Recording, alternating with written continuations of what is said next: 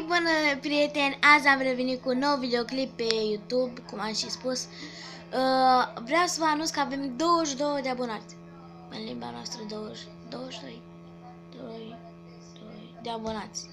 Și aseară când m-am uitat aveam 23 și eram foarte bucuroasă. Foarte, acum avem doar 22.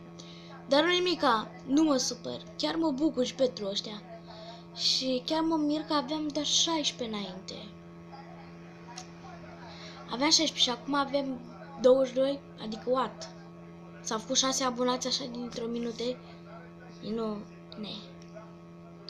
Bine că aveți și multe vizionări, dar avem multe dislike-uri. Și vreau să spun că săptămâna viitoare o să fac, și că am zis că la 25 de abonați o să fac provocări, dar o să fac doar din asta.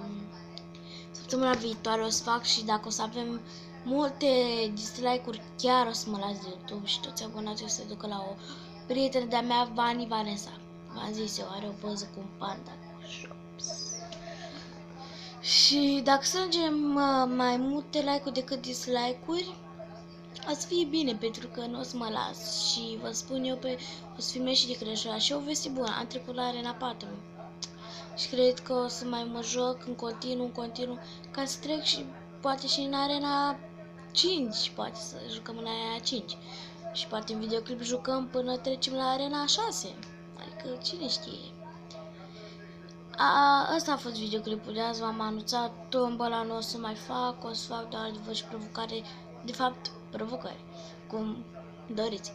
Și vreau să scrie jos comentarii, dar știu că nimeni nu o să scrie, așa că o scrie doar o persoană sau 2, 3, 4, 5, 6, 7, 8. Dar vreau să scrieți, vă rog din suflet, vreau să scrieți adevăr de fapt, nu provocare, vreau să scrieți provocare pentru videoclipul de săptămâna viitoare și dacă avem multe dislike-uri o să mă las de tot și toți abonați o să ducă la banii. Ok? Ok, bye!